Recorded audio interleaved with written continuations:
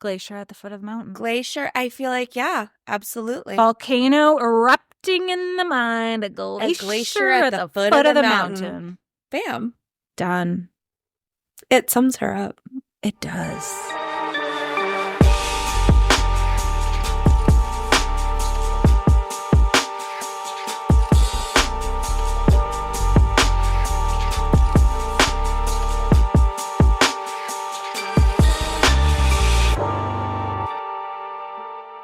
How was your weekend? I'm Jess. I'm Jenna.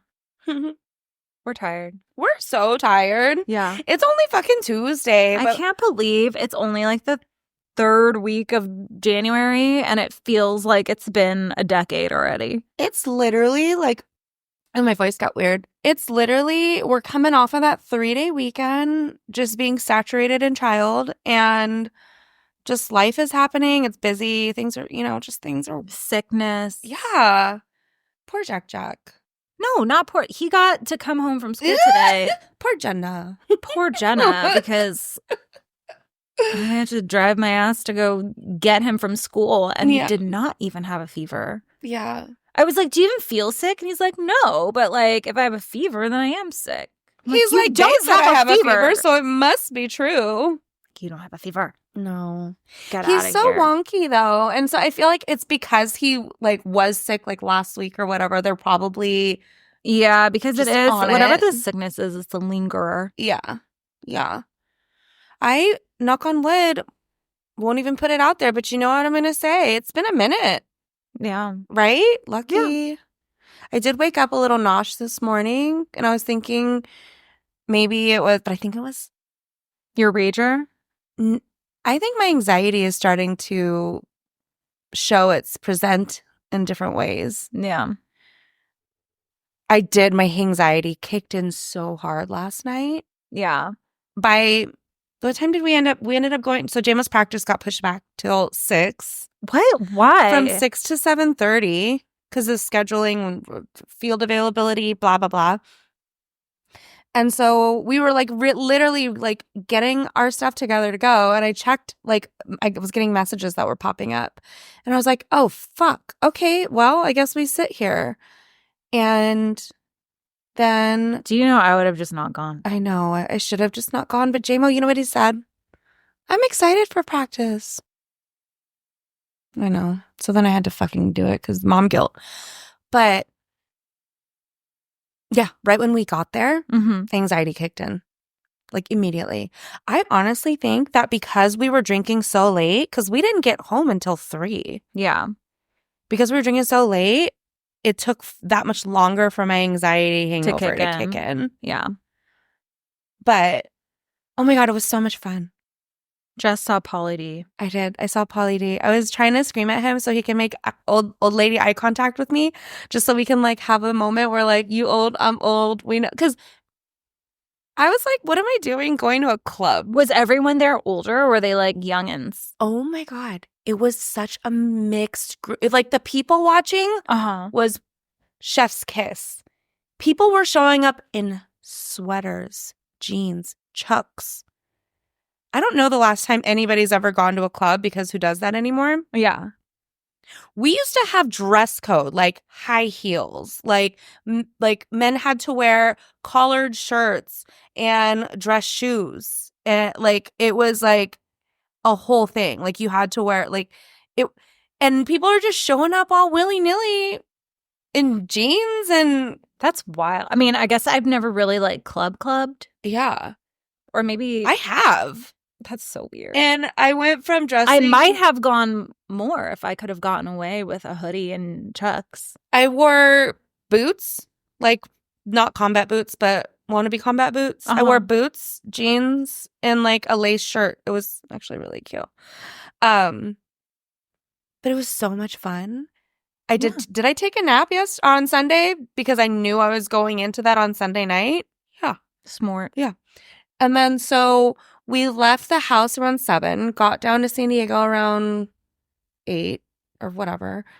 Did a little pre-drinky at a bar and then went to the Michael and Karina got a hotel room. We did some shots there and then we walked over to the club, got let in VIP, It was like so fun. It was such an easy night. That's fun. Aside from being awake. Aside from being awake and being around people. And being around so many people. There were so many people. It was like crazy. But no, it was super fun. The music was good. I was on the dance floor. Like, it would have been your worst nightmare. It does sound like my worst nightmare. Yeah, it's your worst nightmare. But like, I was on the dance floor, and then I went over to like a different VIP booth for a little bit, and then why? Because I was trying to get closer. Yeah. Okay. I made friends with this blonde girl, and she was like, come up here. And so she had me, like, we were both, this is so embarrassing. Why am I saying this out loud? We were both standing, and so you know how, like, when people DJ, like, they have, like, their setup right up, whatever, table in front of them? Mm-hmm. I was at the end of the table, just like, yeah, like, fist pumping with... What, like, peeking over the top of the table? Yes! Just like a little peekaboo? No, it was like titties up. Okay. So... it was fun. Yeah. Yeah. Honestly, I didn't expect to have that much fun. I for sure thought I was going to be like over it. I thought Aldrich and I were going to have to call it and like catch an Uber home early. Mm-hmm. But he was on a good one. I was on a good one. And we got our Uber at 2:13. That's so late. I can't. I was in bed by 3. I know. No, you fell asleep on the way. Oh, yeah. Okay, there was... It's true. On the way home. So Aldrich and I fell asleep on the way home. We could have ended up in Mexico chopped up into 1,000 pieces. I told Aldrich, I was like, we have to stop doing that. He was like, well, I made sure we were going in the right direction first before I fell asleep. And then I was like, you had the wherewithal for that? He chose sleep in that moment. Yeah. I chose REM.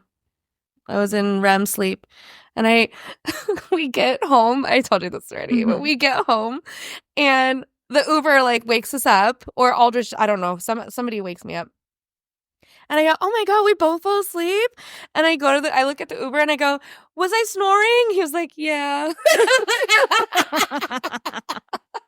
I was like, what? Okay, sorry about that. Sorry, it's late. Sorry about that. Whoops a noodle. Dang. It's funny. That's fun. I'm like, I can't with me. But no, it was super fun. And then I got to sleep in yesterday, so it was kind of perfect. Yeah. But no, anxiety hit like around 6-ish last night, and I had trouble sleeping. My sleep was garbage. Meek. I know. I almost went to the gym this morning, and I chose sleep. That's a better call. Yeah, I think so. I always feel like sleep is a better call. Oh, 1,000%. I certainly need to like work out and be strong or whatever, but like you not literally at the expense of sleep. Not at the expense of sleep. You literally need sleep. Like if you don't have good quality sleep, your body just deteriorates at a faster rate. Like I saw that on TV, so it must be true. Yeah. Right? Yeah. Or was it a TikTok? It was TikTok. If it's on TikTok, it's true. At first, it was on TV. At first, it was that Brian Johnson, the Don't Die guy. Oh, yeah. Like infatuated with like obsessed with living forever. And then I heard it on a Jay Shetty podcast. Oh, see, then it must be true. I mean, listen, it's like that is the word of the Jay Shetty. Yeah, must be true. Yeah, but it was good. It was a good weekend. You want to get into it? Yeah. All right. Yeah. Let's fuck around. I know. So today we're going to talk about Madam Helena Blavatsky, who we've talked about, and I feel like we've mentioned her a lot in a few other episodes, but she is kind of the one that is responsible for how the New Age movement became so popular. Okay.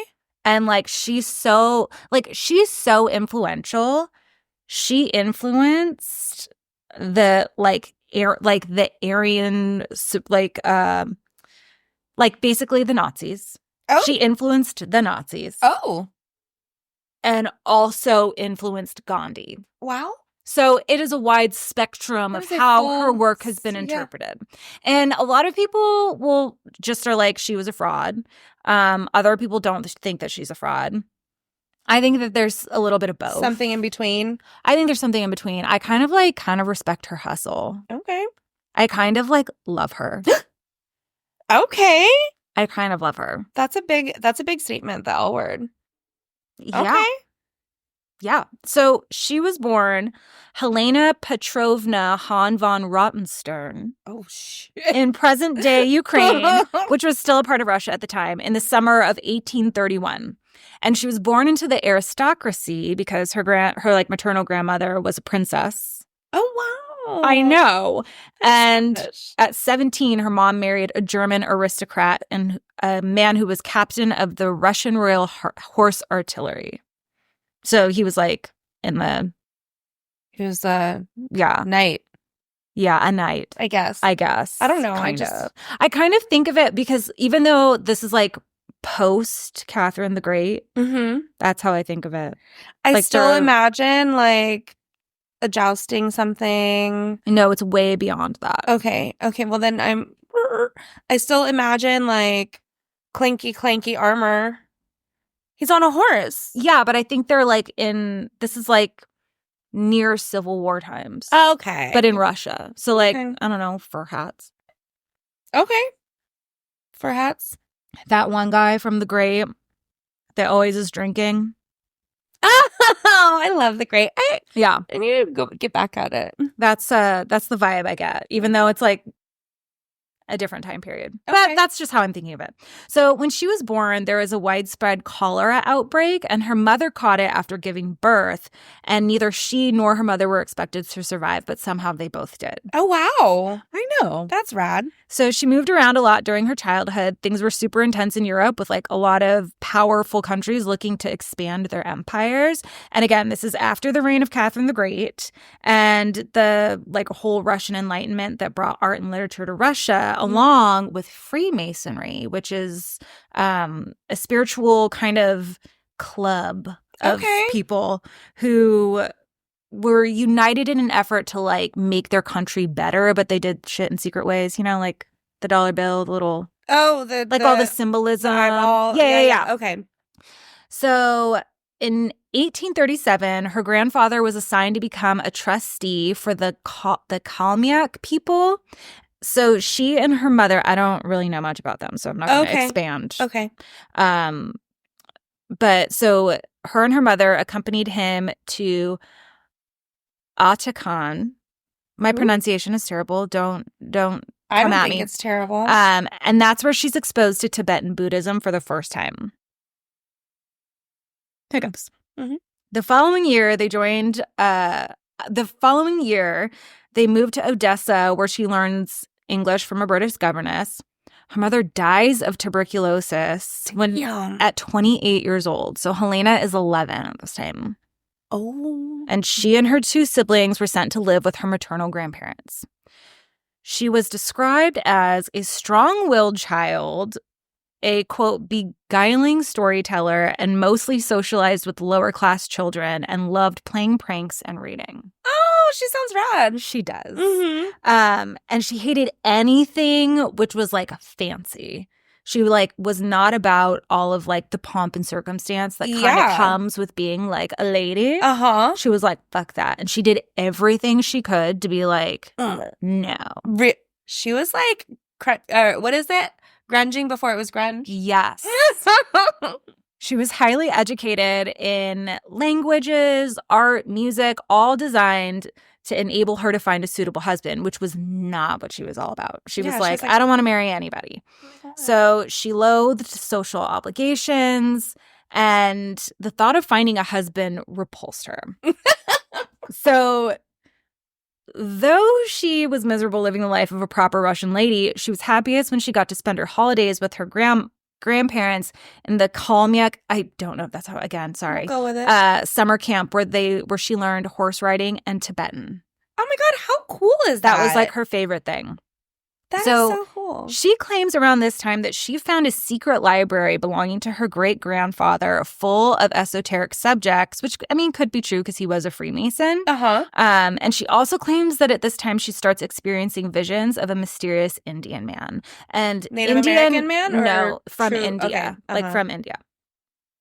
After moving around as a child, she goes to Tiflis, Georgia.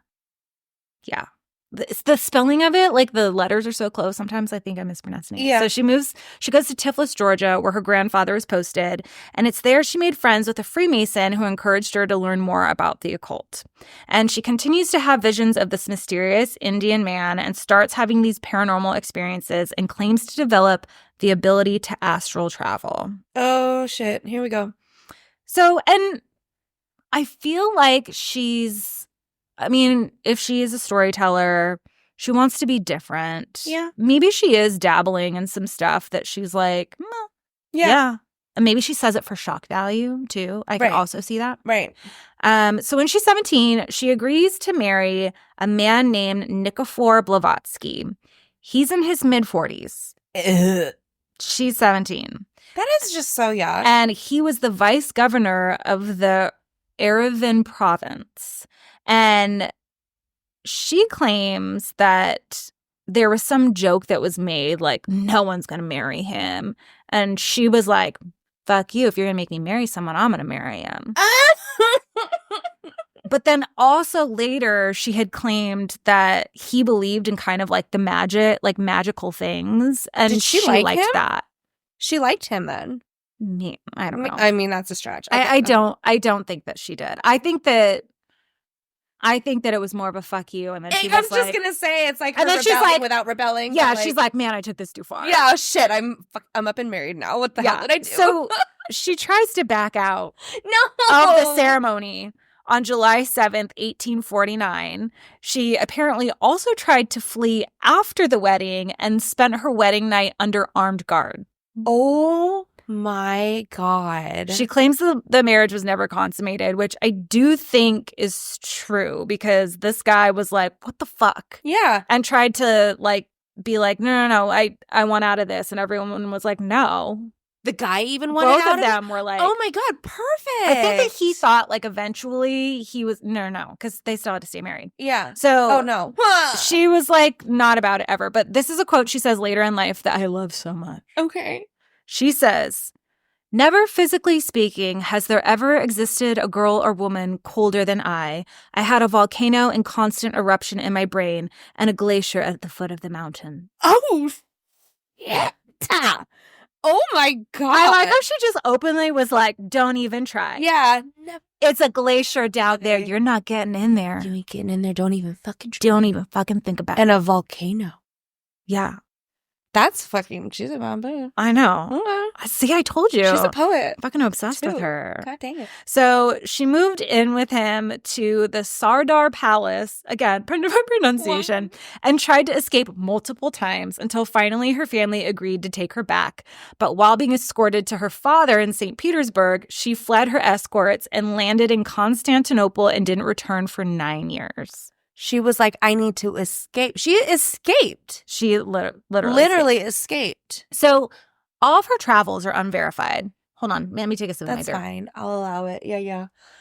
Wow. So she's so cool. I know. Yeah. Again, we don't know how much of this is true. I mean, But it's fun to believe it. and I like to believe it. It's harmless. So far, I don't know. So far, yeah, I think it's pretty much harmless. Yeah. So all of her travels are unverified. And there's a lot of conflicting accounts of her life. Mm-hmm. A lot of them come from her. Oh. Because there's this theory that she didn't want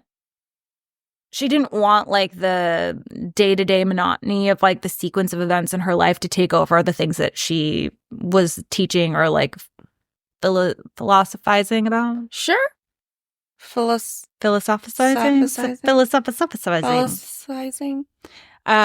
So she claims, and these are just some cherry-picked things. Okay. It's still a long list. But during this time, these are some of the things she claimed. So she claims that in Constantinople, she saved an opera singer, a guy named Agardi Metrovich, from being murdered, then formed a lifelong friendship with him. Also, some people claim they were having an affair. Okay. I mean, maybe but again, that's a glacier at the foot of the mountain. Yeah, and who cares? Yeah. Like, I mean, she met a countess whom she traveled to Egypt, Greece, and the Middle East with. In Cairo, she met an American art student, and together they tracked down a Coptic magician, which is like ancient Egyptian magical arts Wow. things, and supposedly got to smoke hashish with the Universal Mystic Brotherhood, which is like some sort of secret society. In 1851, she went to Paris where she met a mesmerist named Victor Michael. The same year, she said she went to England where she met the mysterious Indian man in the flesh. No. Yeah, a Hindu man named Master Morya, and he sent her on a mission to Tibet. In 1851, she sought out Native American communities in Quebec to try to meet She's all over the place. All over the place. Jeez. I do think she has the money to do it. I mean, she definitely is getting money from like her dad. Yeah, probably. she's a princess's grandchild. So she probably has the money to do this, but she's just going to all these places, like looking into magic and the paranormal and like friggin' what is it called? Like paranormal investigator. Yeah, she's ghost hunting. She's ghost hunting. She's out there doing the good work. Yeah. So she goes to Quebec and to try to meet like medicine men, basically. And I don't know if that's the correct thing, but that's what they say. Like a shaman? In the article. Yes, but in this it said medicine man. Okay. I don't know if there's a difference between that or if it's derogatory. So if it is, I'm sorry. But I mean, she's looking for Native American. Yeah, she's looking for some sort of like magic from them. And so I guess they robbed her, I guess. Oh, fuck. And she was like, I don't blame this on them. I blame it on the corruption of the American missionaries who came and made my things of value. Okay.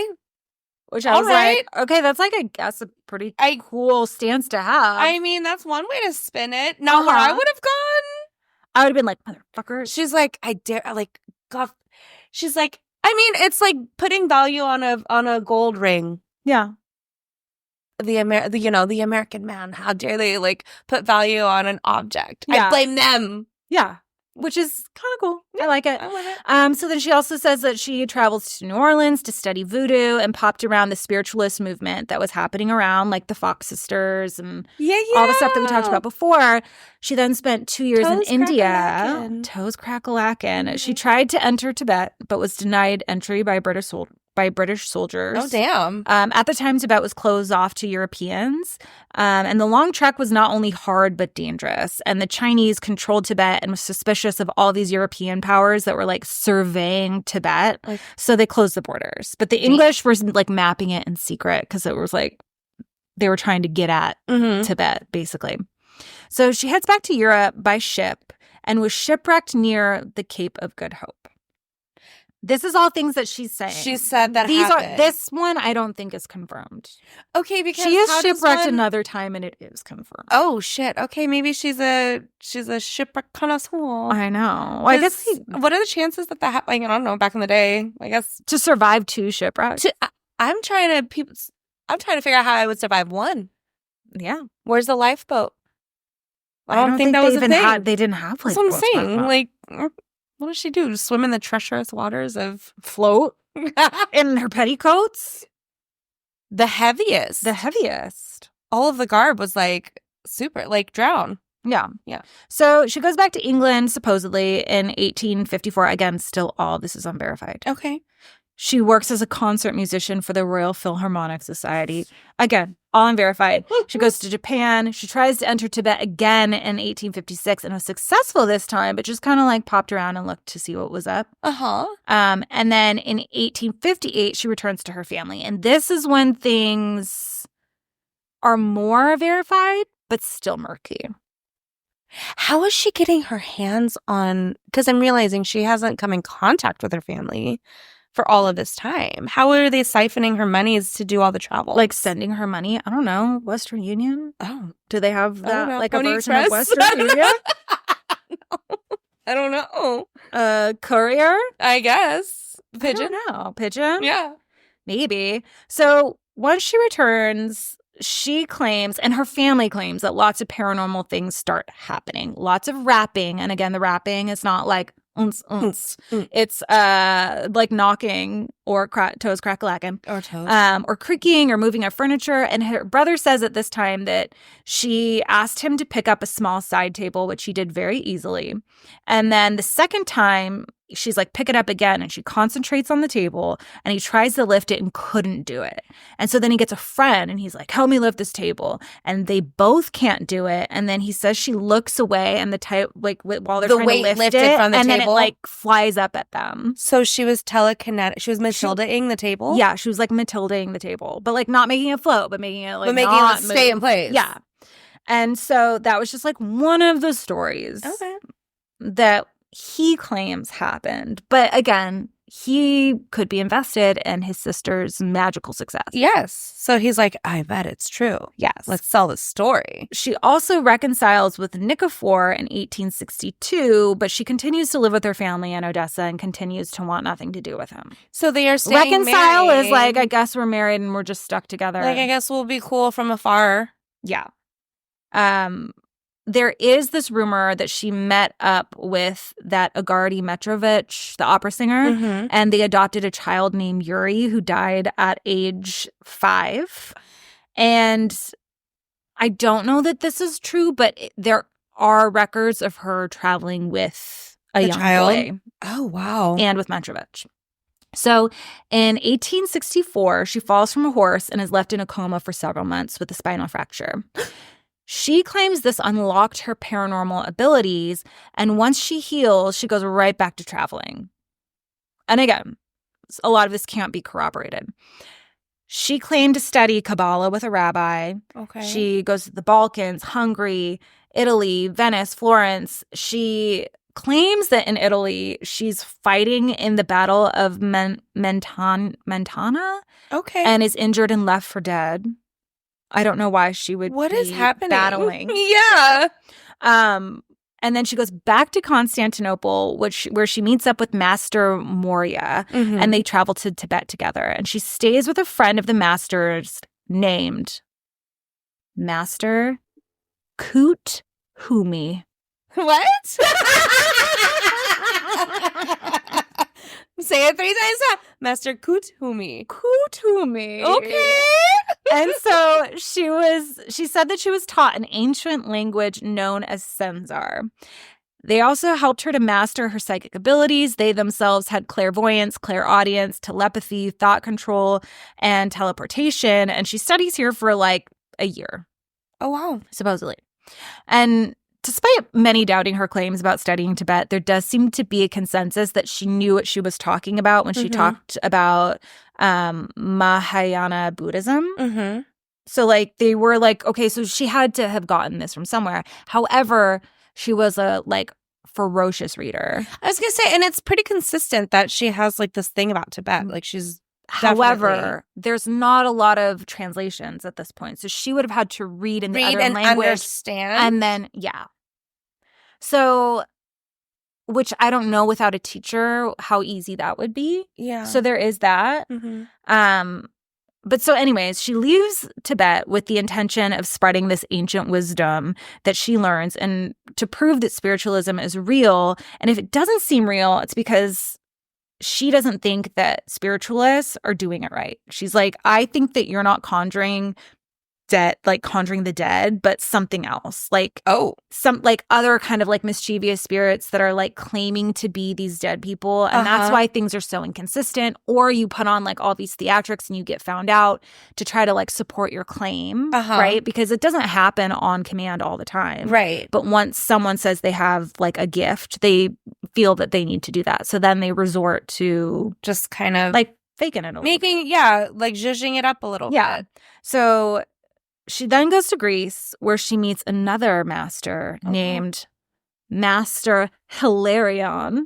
Oh, wow. These names I love it so good. Yeah. And she learns from him. This is true. She sets one a master, just like to master something?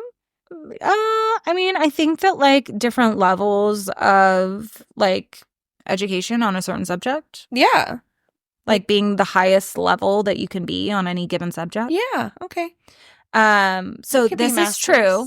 She sets sail for Egypt on the SS Eunomia. Oh, Jesus. In July of 1871. but the ship was loaded with gunpowder as a defense against pirate attacks, and it exploded, killing almost everyone on board, and Blavatsky is one of 16 survivors. And this did happen. Oh my God. Just like floating amongst parts of people. Parts of people and ship. Oh my God, that's like fucking crazy. Traumatic. How many people were on the ship to begin with? I think it was like 200. And one of 16. One of 16 that survived. Like by the hair on her chinny chin chin. Yeah. That's brutal. Isn't that brutal? Yeah, I don't know if I would want to like ever go on a ship again. Well, she does. She No, travels. but She wait. continues to ship it. You would think one shipwreck would be enough, but she was like, no. we're going in again. I mean, she probably thought, what are the odds? Yeah.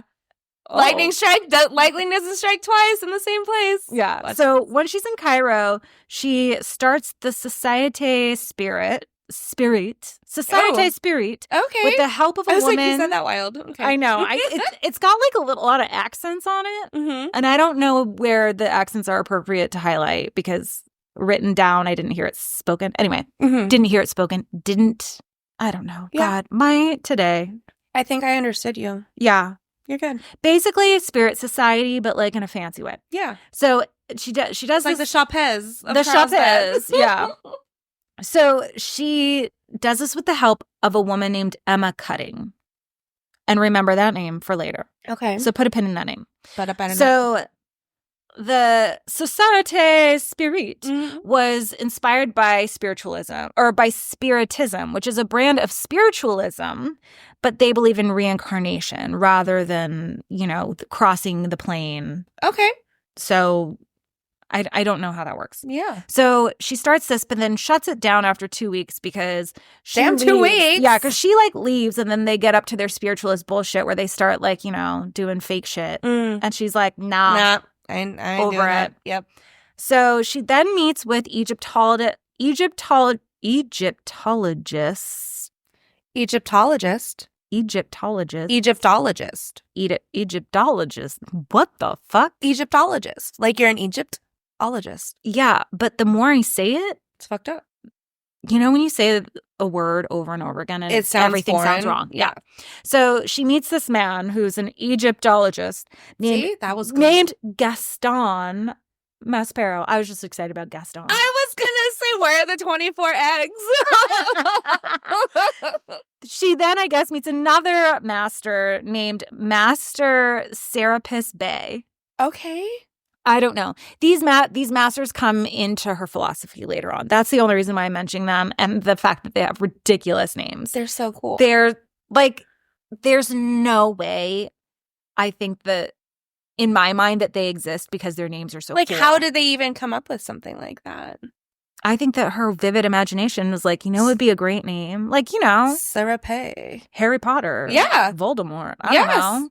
So in the Middle East, she encounters members of the Druze religion, and this leg of her trip is verified by writer Lydia Pashkova. So that does happen. She returns to her family in Odessa in July of 1872. I felt like I was going to accidentally do a lot of 19s, but so far I've been really you're solid. good. So she leaves again the following April for Bucharest and Paris, but Moria tells her to go to the U.S., and she does. So July 8th, everything is fucking in July. July 8th, 1873, she's 42 years old. She arrives in New York City. She moved in, and this is all verified. It's verified. Moves into a women's housing co-op on the Lower East Side of Manhattan and gets a job sewing and designing advertising cards. Like, she's run out of money. And she's just like, I'm going to get a job. Doing things, okay. And she's interviewed by journalist Anna Ballard of The Sun. And this is the first time she mentions in publication traveling to Tibet and a lot of the stories that she was kind of telling around town. In my mind, she's like working and telling stories, and she's probably got a crazy Russian accent. She's loud. And she's kind of like this big woman. Right. And she's probably really interesting. I mean, and I bet you the way she's telling these stories are captivating. Yeah, absolutely. Because again, that time, women weren't, a lot of people didn't have the money to travel. A lot of women weren't traveling. Right. And traveling alone. And it's interesting. I mean, she's literally, I'm thinking about every time you've said that she's gone to a new place. I'm exhausted. Mm-hmm. She hasn't stopped traveling. And she's going by fucking boat and everywhere. train. And like, it's not like she's hopping on a plane. No. So her father dies. Oh. And she inherits a huge fortune. Oh, wow. And she moves on up to a fancy hotel. Does. Yes, she does. And apparently around this time, she also meets this other man who's from Georgia, not the country, Georgia. No, not he's from the country, Georgia. He is from the country, Georgia. Okay. Not Georgia, the state. Yeah. And he begs her to marry him. And she's like, yeah, sure. But she's like, isn't she married to homeboy? Yeah. And she's like, I'm not going to have sex with you, though. And he was like, well, I want a divorce then. And so he like... goes back. Yeah, because, you know, her glacier at the foot of the mountain. Glacier. Yeah, and so he divorces her and moves back to Georgia. Oh, my God. Because she was like, no. So October 1874, she travels to Chittenden, Vermont, curious to meet two brothers, William and Horatio Eddy, who claimed they could levitate and manifest spiritual phenomena. Okay. So while there, she meets a reporter, Henry Steele Alcott, who was there investigating the brothers. After talking to Blavatsky, Alcott pivots and instead writes an article about her, and they become close friends, and they give each other nicknames Maloney and Jack. Obviously, and Jack. She was Jack. Yeah. which gives me like older, like Joe and Lori vibes. I just love the name Maloney though too. Yeah. It's really It is really good. Also, Alcott's kind of cool. So he was, God, what did he do? Is it in here? No, I didn't even put it. How did these brothers feel? He was a about writer. her?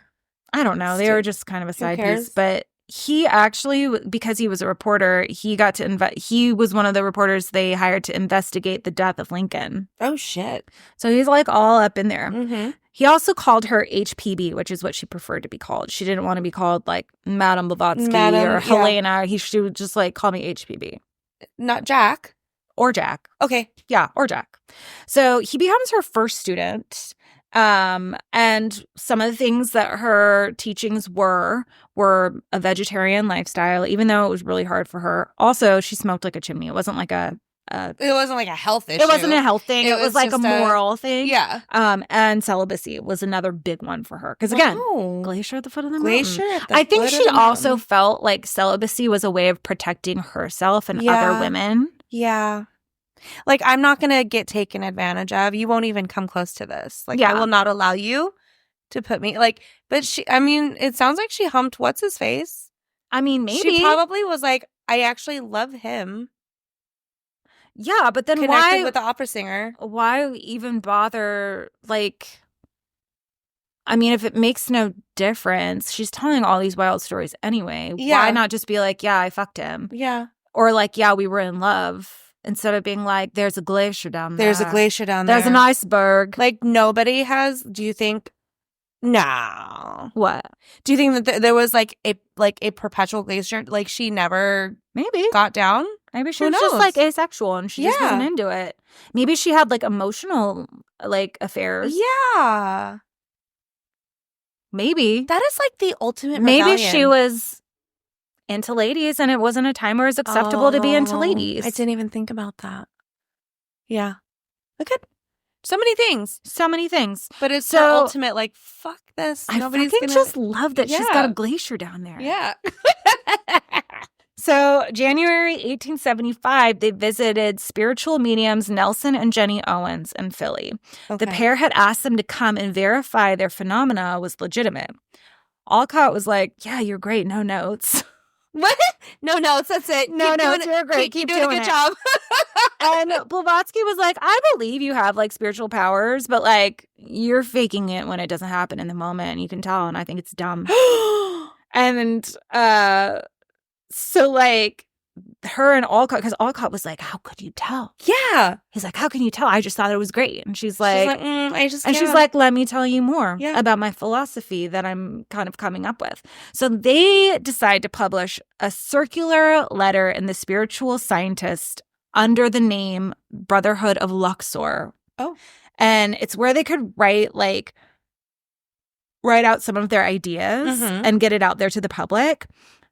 super besties. They move in together. This is so cool. I know. Yeah. They decorated their house or their apartment with taxidermied animals and my images God. of spiritual figures, and they called it La Masserie was what they called their house. La Masserie. Uh-huh. Wait, she's the vegetarian, but she's also Has taxidermied animals. Yeah. So he's still working as a lawyer, and she just has come into all this money. So they're just she's like, I'm chilling. They're just like fucking around. Yeah. They establish the Miracle Club, where they lectured on esoteric themes. They meet a man named William Quan Judge. Who you think? Oh, is he Asian? Yeah, no, Quan. He's Irish. Oh, How do you spell Quan? Q-U-A-N. I don't get it. Okay. I looked at him to be like, is he mixed? Wait, let me need to confirm. Nope. He's just looking like a very white guy. Very, very white Irish guy. Okay. At a Miracle Club meeting in September of 1875, Blavatsky, Alcott, and Judge decided to establish an esoteric organization and call it the Theosophical Society, named after the Greek god Theos. In Greek, Theos means God, and Sophia means wisdom. Okay. Alcott was appointed the chairman.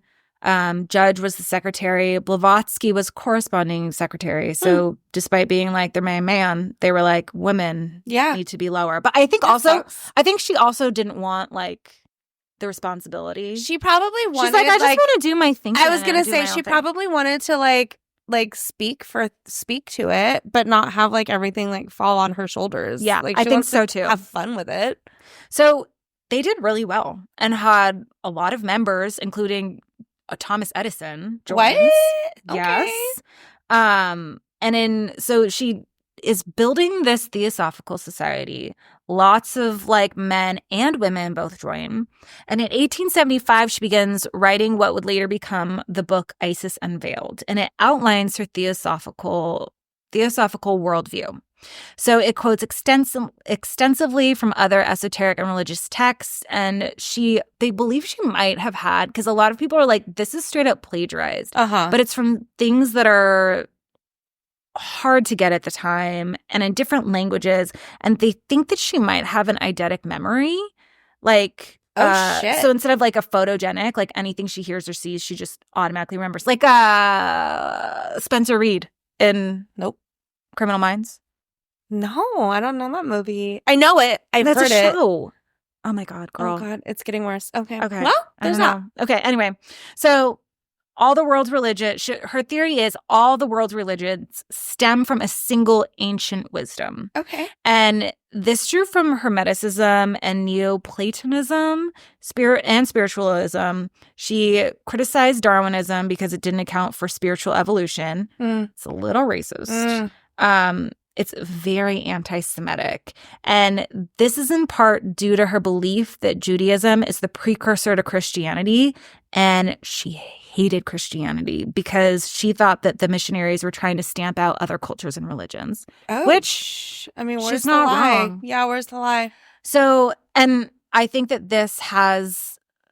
I don't think she was intentionally being a bigot. But it obviously has repercussions later on down the line. Yeah. So she got negative mainstream press reviews, but it was a commercial success. The initial printing of 1,000 copies sold out in a week. What? I know. Okay. And the publisher was like, can you do a follow-up? And she was like, no. No. I'm going to leave them wanting more. Yeah, she just was like, hard pass. No. That was probably like, that was too much work. That was all. That blew my wad. Yeah. I'm all set. I can just chill now. So after that, she goes back to India. And then the Theosophical Society links up with the Indian Hindu reform movement led by Swami Dayananda Saraswati. And Blavatsky believed they had a shared worldview. And she was like unhappy in the U.S., so she goes to India, and Alcott would follow her there. I was just going to say, what happened to Alcott? Yeah, he follows her. And they auction off all their possessions except for a phonograph that was gifted to them by Thomas Edison. And then that was the only thing they took off to India with. A photograph? A phonograph, yeah. Shout out light bulb. I know. And they arrive in India in February of 1879. And she didn't really want much to do with, like, because India was a British colony at that point. She didn't want anything to do with the British colonists and would mostly just keep it local whenever she could because she was like, fuck these people. Yeah. And this rubbed the British the wrong way. So they kept her under close surveillance because they thought that she could be a Russian spy. They're like, what is it with this girl? She has a chip on her shoulder. Yeah, and they were like, us. why does this white lady want to hang out with brown people and not white people? And not white people. I don't That's get weird. it. Yeah. Fucking lame. Must be a spy. I know. So July 1879, they start a magazine called the Theosophist. Wow. Theosophist. I'm having a Theosophist. hard time with think- my words. Yeah. So they obtained a large readership, and she keeps like traveling around, manifesting spirits, hunting agents. Where is this magazine published? In Everywhere. India? Oh my God. Wait, what? It had like a world, it circulated That is worldwide. so crazy. Yeah. Okay. So she travels around India. She goes in hunting ancient caves for meeting places of the masters. She just is like doing her own like Indiana Jones. Yeah. I wonder if they could have met down here. Yeah. Which kind of still She's like reminds looking me for of like tracks and a kid at trails. play. And, Yeah. Just like exploring and like fucking around. Yeah. And then she travels to Ceylon. Salon. Cey. Shit. Okay. Ceylon. Yeah. It's there she converts to Buddhism. And she's the first from the U.S. to do so in an official ceremony. Oh, wow. Of all time. Of foreverdom. Yeah. Yeah. So she hears her friend Emma Cutting, remember, who helped her start that Société Spirit. Mm-hmm. So she hears that her and her new husband have fallen into poverty there. So she invites them to live at her house in Bombay. And they annoy all of her other house guests. So the house guests are like, you need to get her out of here. Like, she is fucking up everybody's vibe. And she was like, well, they're not being yeah, they're annoying, but like you have money and could go live somewhere else. Yeah, they can't. So why don't you just go? Goodbye. Kick rock. So they leave. No, they're like, fuck it. We don't like her that much. Yeah, and they leave. So she's invited to Simla to visit Alfred Percy Sinnett. And Sinnett really wanted to contact the master himself so he could she facilitates this. And together they produce 1,400 pages of communications from Kuthumi and Master Morya. And they call them the Mahatma letters. And then Sinnett publishes these in his book called Esoteric Buddhism, even though none of it is Buddhist at all. And Blavatsky is like irked. Yeah, hello. She said she's irked at the title, but like I also think he's just like taking credit for all I was my just gonna work. say he took all of her shit and put it in a book. Yeah, but she couldn't say that he did that because apparently she was channeling the masters. Oh, it was not hers, it was the masters. Yeah. All So she's like, fuck this. She moves to the burbs. Still in India. Uh-huh. And then Alcott establishes a Buddhist education fund to combat the spread of Christianity in the region. Okay. Which is dope. Yeah. Blavatsky is then diagnosed with kidney disease and moves to Adya, which is like this upscale neighborhood in south of what was then Madras. Now it's Chennai. Mm-hmm. And she continues to travel the continent through her sickness. In 1883, she sails to Marseille and spends some time in Nice. She goes to London to settle an argument between Sinnett and this woman, Anna Kingford, who she calls an unbearably snobbish woman, and another man called Edward Maitland.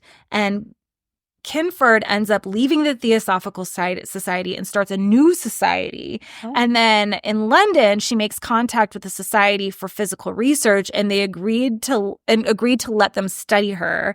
And she was like, "This is really dumb, but I mean, sure, yeah, I'll do it." I guess. What and do you want to know? While she was in Europe, back at home, Emma Cutting and her husband were being shady as fuck at her house in India. Hell no. And Emma was accused of misappropriating society funds for her own purposes and was asked to leave their center. And then she refused. And then her husband then blackmails them. And he's like, I have a letter from Madame Blavatsky admitting that she's a fraud.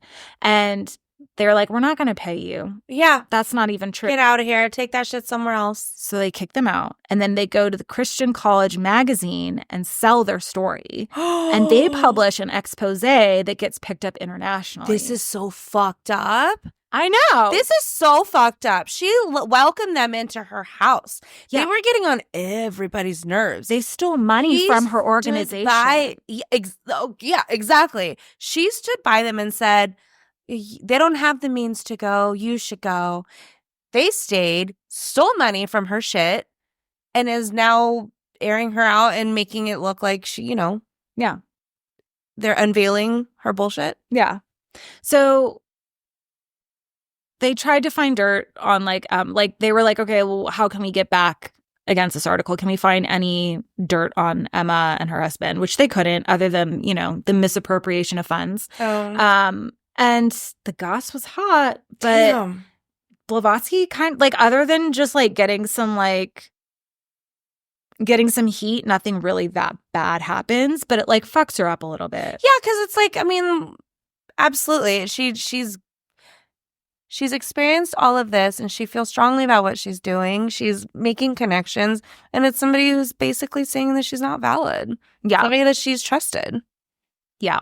POS. So she leaves India in 1885 for Europe because her health is worsening and she needs a milder climate than India. So she resigns from the society, and by now she has 121 lodges around the world with their own governing system. Oh, they have their own, everything is running themselves. Uh-huh. And in April 1885, she's living in Naples off a small pension from the society so she can write more. So she writes a book called The Secret Doctrine, which again is more shit from, I don't know. Yeah.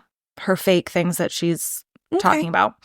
And then she meets Countess Constance Walkmeister. And she becomes her constant companion for the rest of her life. And by constant companion, they could just be friends or they could be soulmates. That's the thing. Maybe we're just living she together. Needed to meet Constance a long time ago. Maybe. Or maybe it was the right time. Yeah, that's true. I don't know. That's my How long did she live till? Actually, she lives quite a while after this. I don't know how old she is because I can't do the math off the top of my head. Okay. I think I say later, but I don't want to lose my spot. No. So in December of 1885, SPR, I don't know what SPR stands for. It's just what it said in the thing. Okay. But it publishes a report on Blavatsky accusing her of being a Russian spy and accusing her of faking the paranormal phenomena. There's this huge uproar in the society. Some of them step down because they're like, we want nothing to do with her. And she wants to sue. She's like, I'm going to sue them. That's ridiculous. And Alcott is like, no, just lay low. He's like, fuck it. Let them think whatever they want to think and say whatever they want to say. So the Theosophical Society accuses the publication of aiming to discredit her rather than taking an unbiased view. And the publication agreed and retracted its report a year later. Oh, good. But the damage is already done. It is done. And at this point, she's this elderly woman. She's in a wheelchair. I don't have this fight in me. Yeah. And so she's living in Belgium. Yeah. She's almost died a couple times. Damn. Just being old and getting sick. And to supplement her income, she's making she has a small ink producing business. So she makes small batch ink. Oh. I don't know. This ladies hustle knows no bounds. It literally, she doesn't stop. She doesn't stop. She's in the last of her years, still creating new hustles. That's crazy to me. And so, and honestly, if she needed the money, I'm sure they would have given it to her. I was just going to say, where she's just doing this for funsies? Because I don't think she's doing it for... No, I think that she's doing it to not be a burden on them. Oh, okay. is what I would think. Or like her pride. Yeah. I think it's more of a pride thing, not like so a all the money that selflessness. she had though from like her I family, think she spent it. It's, yeah. Yeah. I think she spent it building all the things all and the traveling. things that she has. So she receives word that Sinnott is not running the society in the way that anybody likes, and everyone's pissed off. Oh, fuck. So she starts the Blavatsky Lodge, just like down the street from his lodge, to like rival his, and steals all of his members. I love it so much. And then like Thursday nights at the Kiteleys' house, they would have like their meetings. This is where Gandhi visits when he's studying the Gita, because apparently he was young. He comes to New York to study law. Wait, are we in London? Where are we? We're in New York again? No, we're in London. He goes to London to study law. Okay. I believe.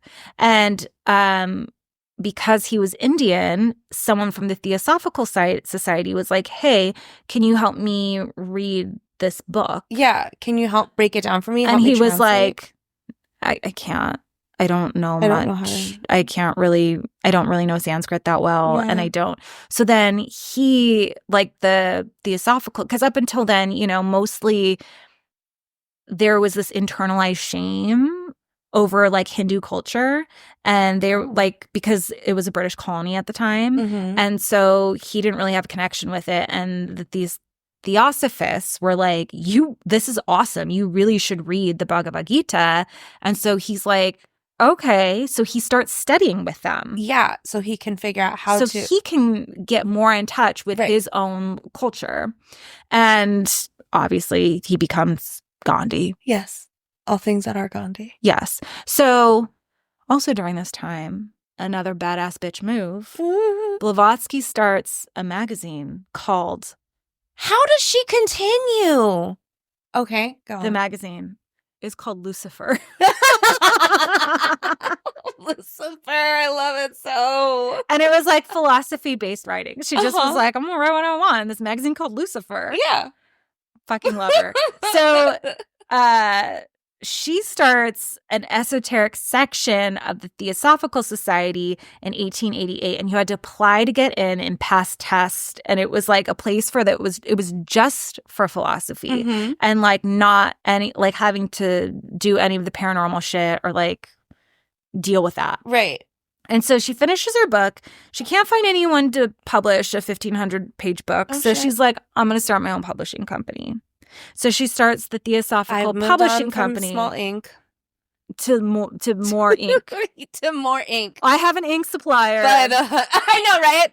I could see how this would be beneficial for her. What was she making? Was she just like grinding her own berries into like inks? I don't know. Where does one start? Was she collecting all the squids? I don't know. All the squids? All the squids. Yeah. I don't know. So she claimed her book was a commentary. on the Book of Dizan. And it was an ancient religious tome written in Senzar. All of this is made up. No one knows what the Book of Dizan or Senzar is. So basically, she outlines her ideas and her theories on creation and the afterlife. And the book is reviewed by a woman named Annie Besant for Pall Mall Gazette.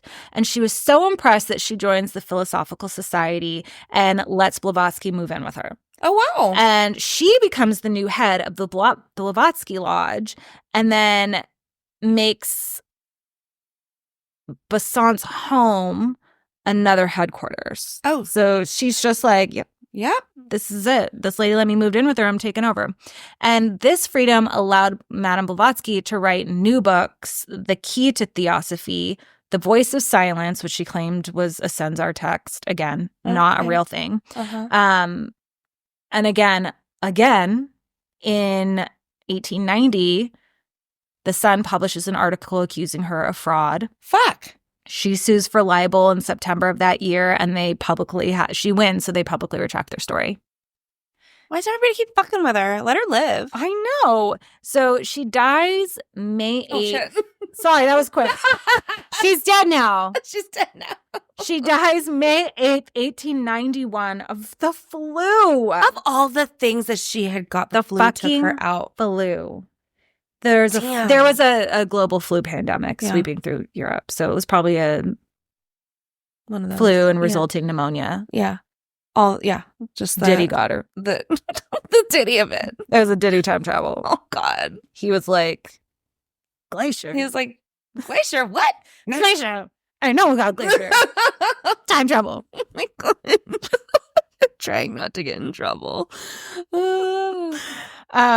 So basically, like, she sets up this like whole system. So my theory is that maybe half the stuff, maybe less than half the stuff is true, but it kind of doesn't matter because is it hurting anybody? I don't think it does, because really, like, it isn't one of these things where, like, I don't even think that there's like a fee to like join. No, she's not siphoning money out of people. And she doesn't ever start a religion.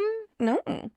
Or claim that she was the one that came up with a lot of things. A lot of it is like, oh, it's what I learned from someone else. Yeah. And she only ever wants to like be philosophical about it. She never wants to like create a dogma. Okay. Which I think is fucking cool. Yeah. I feel like, you know, for what it's worth, she's just, I mean, who hasn't embellished something, you know? And I feel like she's done her travels. She's explored life. She wants to share. If anything, I love how much she writes and like wants to share. And honestly, I think of a lot of it is like the time period. There's a lot of people are reading more. Yeah. They are exposed to these new ideas that are clashing with older ideas that seem to not be meshing well anymore. It's like a really thought-provoking time. And science is becoming more popular. There's more discoveries being made that maybe don't gel well with some more religious things that people have been told. Yeah. And I think that when I see how theosophy is like structured, I think it's her trying to grapple with this Victorian society that is telling her something that she's like, fuck no, I'm not going to believe it. I don't align. Fuck no, I'm not going to believe it. Right. I do think that like it does get distorted because again, what is it? I have the exact name of it. I do also like that they were very...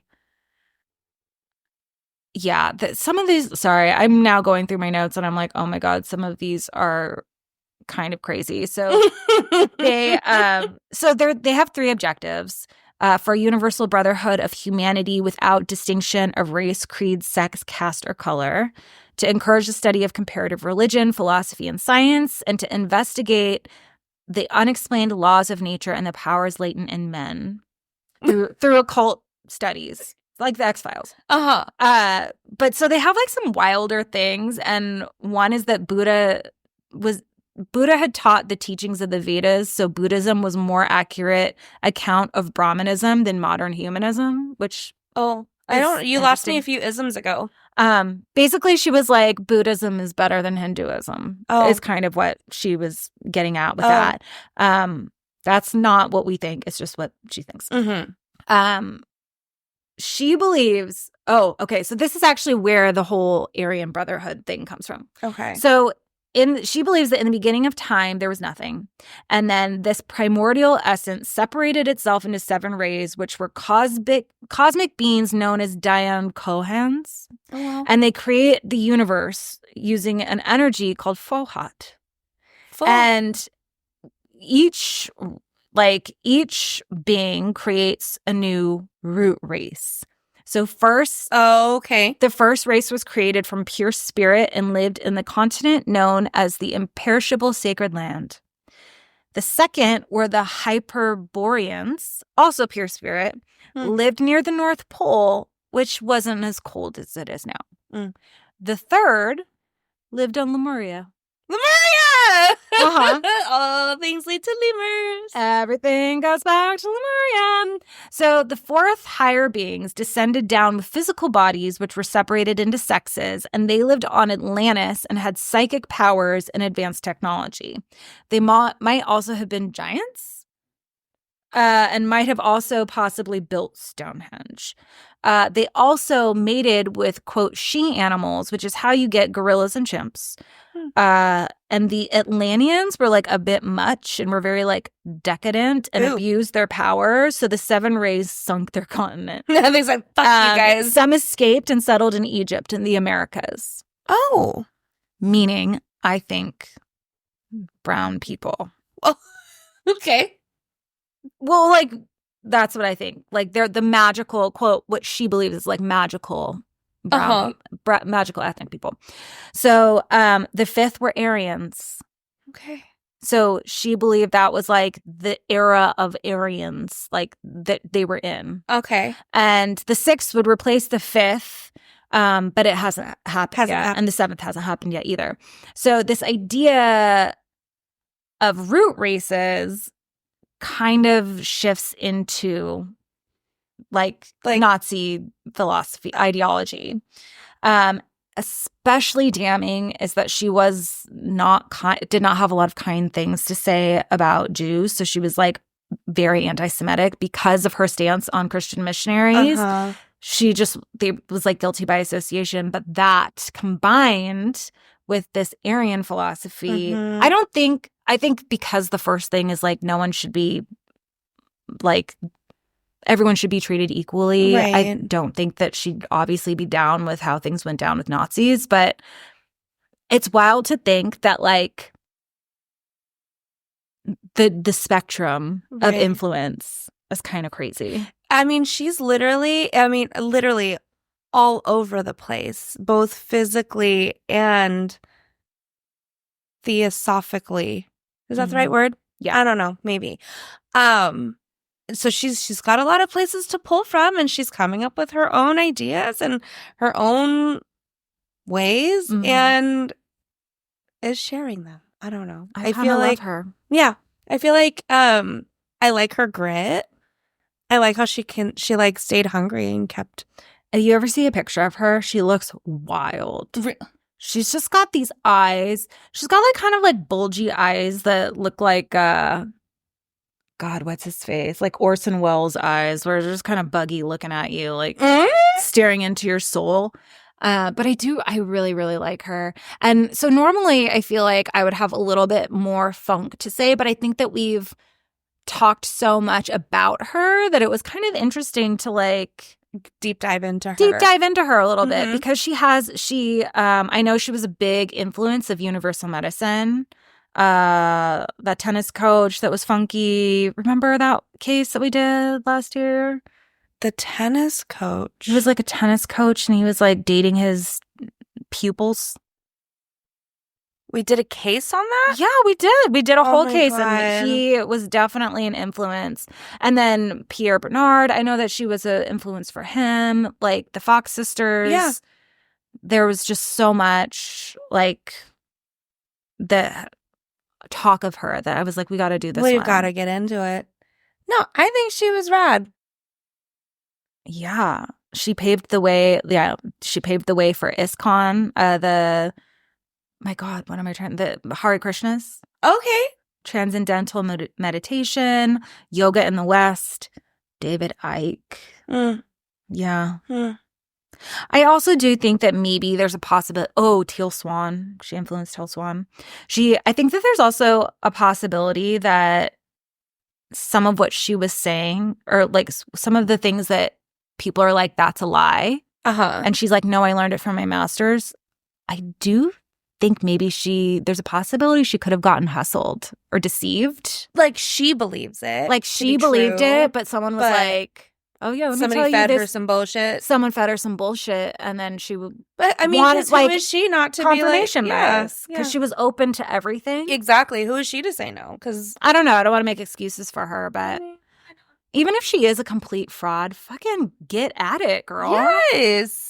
She lived for herself. Literally. She was not here to please anybody. She didn't murder anybody. No. She didn't sexually assault anybody. She literally was. Because there was only a glacier down there. Only a glacier. She was on the search for answers and enlightenment and just learning. And she was sharing. And if you don't agree, then whatever. But Well, and also it was at a time where like there weren't even the books. Like of course she was making the book. Yeah, like there wasn't the internet, right? Obviously, but like there weren't even the book. Yeah. To like read about. Right. So I don't know. I admire her just being like, no. And you know what? No one here is having sex because I don't want no one to try to have sex with me. Nope. I don't want I feel like that was I don't want anybody to get the wrong ideas about nothing. I don't want nobody to have sex, which is like, I feel like if she wanted to, she could have started a cult and she didn't. And she didn't. She had the power. She had the money. She had the influence. I think she had some whack ideas, but like... I know. I can't get on board with a lot of it because honestly, some of it's just so far. When we start talking about astro... projection? Yeah, all the things. I'm like, uh-oh. I don't get on board with a lot of it, but I see how it has shaped so much of our culture now. Yeah. I need a shirt with her big-ass bug eyes on it. I'm obsessed with her. Oh, my God. I need to find a picture of her. HPV fan club. Jack, and Maloney. Jack and Maloney. I honestly literally see like Joe and Lori, but obviously they're much older than Joe and Lori were. But they give me that vibe, just like walking around in Egypt or like, where are they in Tibet? I don't know where they're. No, in India, just like going in caves. Yeah.